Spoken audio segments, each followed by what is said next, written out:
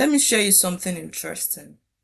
When I started learning data analytics in 2022, I genuinely believed I was doing everything right. I was learning Python, I was exploring machine learning, I was even going deep into deep learning and neural networks. And the funny thing is, I did not have a tech background, and so I got overwhelmed very early. I was also watching tutorials almost every day, and honestly, I felt like I was moving very fast. And at that time, it felt like I was making good progress. But things started to look different when I began to work with real data and asking real business questions. There were even moments when I realized that even though I knew how to use some tools, there were still parts of the work I did not understand as deeply as I should. So looking back now, I think I moved into tools too quickly before really understanding the foundations. And that made me start asking myself a question I still think about sometimes. If I had to start learning data analytics again today, how would I do it? Would I follow the exact same path, or would I change a few things? And honestly, I would change quite a few things. And so in this video, I want to walk you through exactly how I would approach learning data analytics if I were starting from scratch today. And this is not necessarily the fastest path, but it is the path that builds real understanding. So the first thing I would focus on is learning how data analysts think. So before any tool, before Excel, before SQL, before Power BI, before Python, the first thing I would focus on is learning how data analysts think about problem.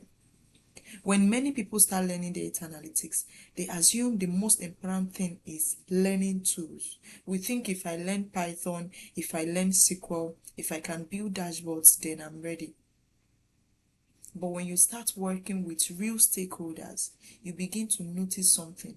A big part of the work is actually thinking. You constantly find yourself asking questions like, what problems are we trying to solve? Why does this problem matter? What metrics actually tells the story here? What decision will this analysis influence?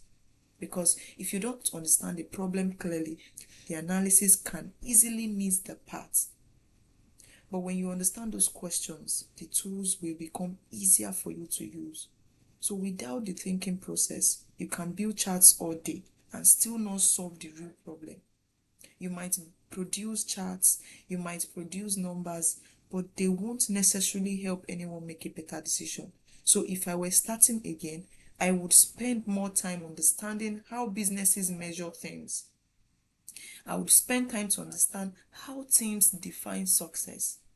I would spend time to understand how analysts translate questions into analysis. And that mindset is going to change everything. So the second thing I would do is to start with Excel. Now, this part sometimes surprises people.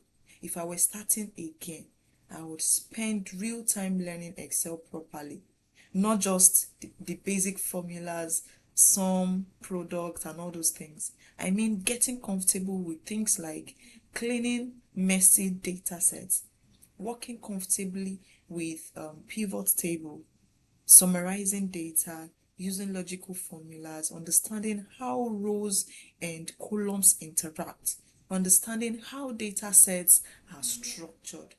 A lot of people rush past Excel because it feels too simple. But Excel will force you to slow down and look at data more closely. You will start noticing things like patterns in data, duplicates, missing values, numbers that don't make sense, inconsistent formattings, and those small habits become incredibly valuable for you later when you start working with bigger data sets. Excel builds the kind of attention to details that makes other tools easier to learn later. So when your foundation is strong, when the Excel foundation is strong, a lot of things become easier for you. SQL becomes easier to learn, Python becomes easier to learn, even Power BI and other visualization tools feel more natural. So yes, Excel would still be where I began. So many boot camps, many tutorial centers, they don't teach people Excel these days because they feel it's simple. But Excel would help you to understand your data better. So the third thing I would focus on is learning SQL. After Excel, the next skill I would focus on is SQL. And this is one skill I wish more beginners focused on earlier. SQL teaches you something very important: how data is structured and organized. Because you start working with things like tables, relationships between tables, joins, filters, grouping data, aggregating results, and once you understand this concept, you start to see data differently. You are no longer looking at spreadsheets. You start understanding how data moves inside system. And later in my journey, when I started working with larger data sets and exploring more advanced tools, I noticed something. People who are comfortable with SQL usually adapt faster because underneath many tools, the same logic still exists. Data still needs to be grouped. Data still needs to be filtered. Data still needs to be joined together. So SQL builds a very important way of thinking about data. I've attended many places where people will tell you not to learn SQL. Yes, SQL may be very difficult. SQL may be for the data engineers because they are the ones that use SQL mostly. They are the ones that would help you to pull data from the database. But that does not mean as a data analyst, you mustn't know how to use SQL. That does not mean as a data scientist, you mustn't know how to use SQL because you don't know the organization that you're going to find yourself. You might be employed in an organization where you are a full stack data professional, which means you are the data analyst, you are the data engineer, you are the data scientist, you are the BI analyst, which means SQL will be very indispensable for you.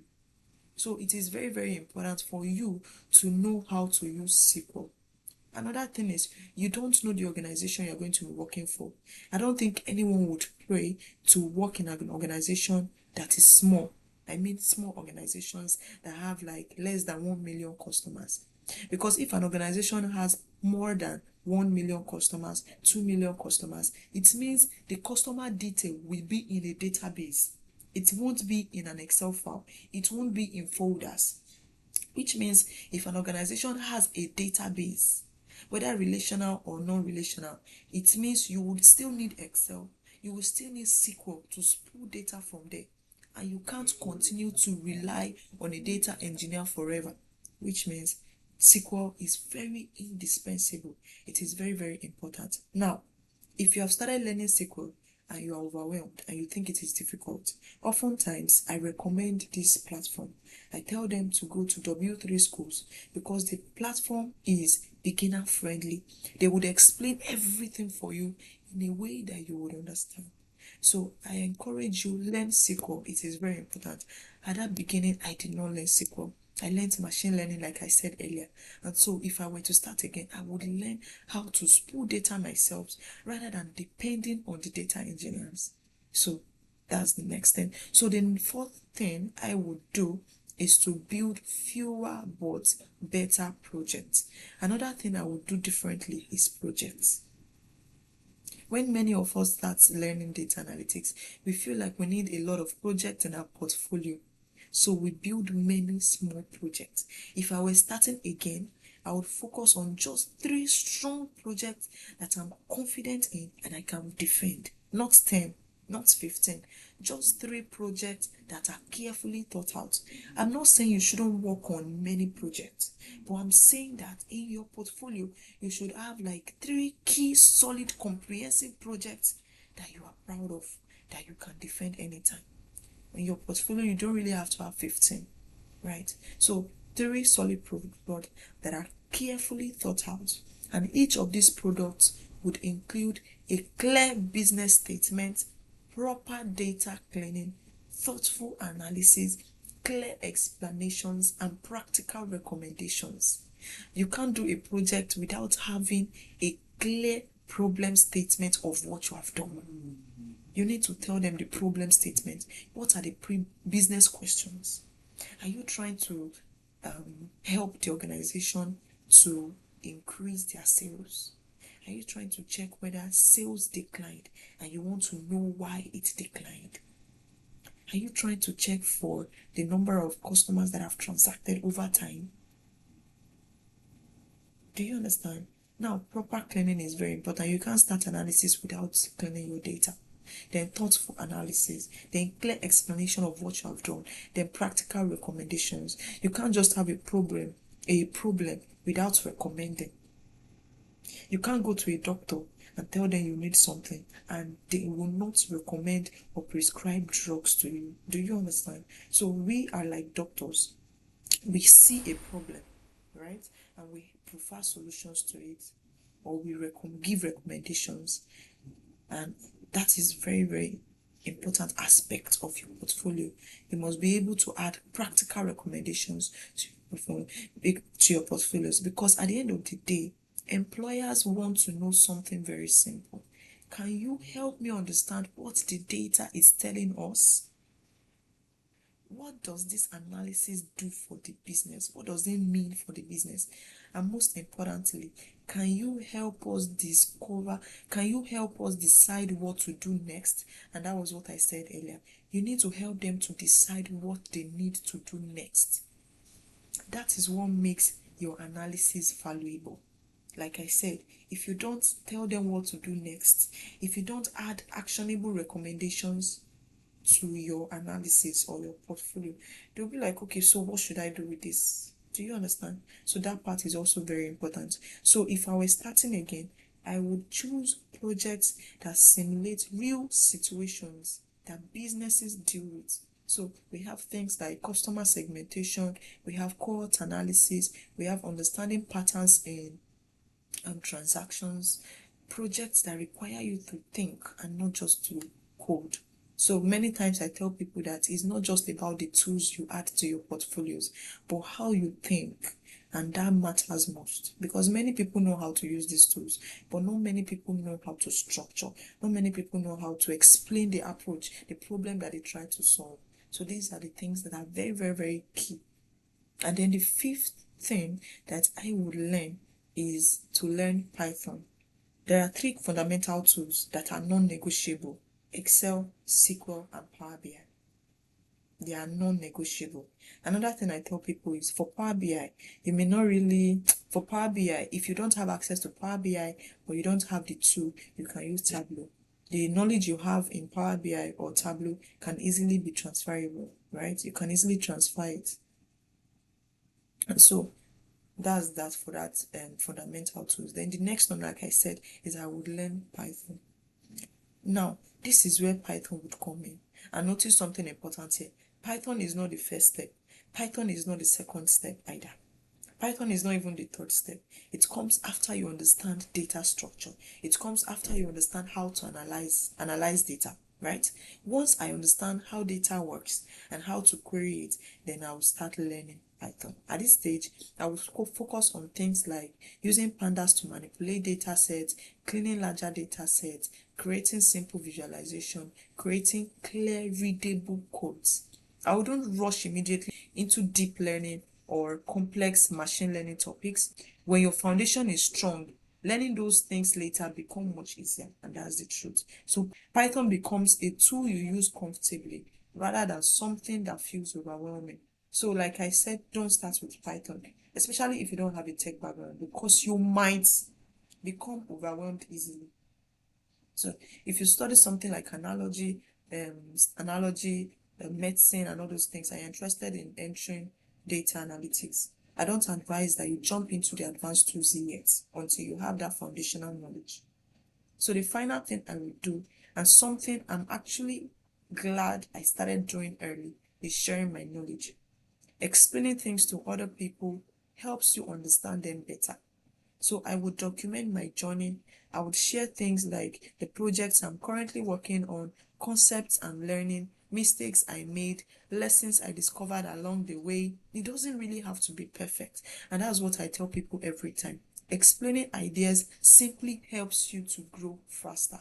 I tell people that when you teach somebody something, you learn 2 times, and that deepens your understanding of what you are learning.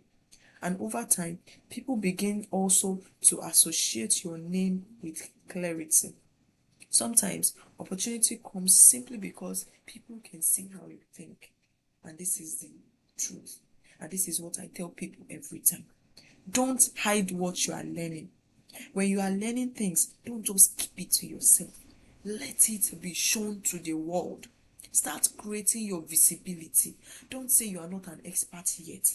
The things you are learning, let them see it. You are teaching other people, and it also solidifies what you learn, what you know.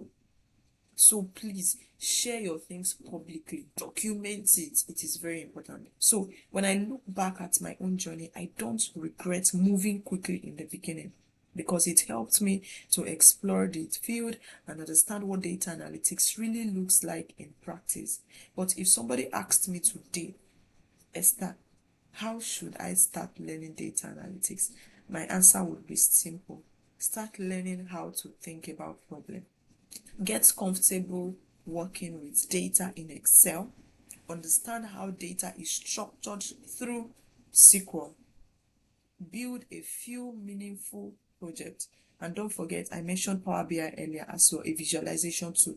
Learn how to tell stories with data. It is also very, very important, because you can't finish analyzing and then you are showing a lot of clutters in your charts, and you are showing a lot of colors that don't complement each other in your charts.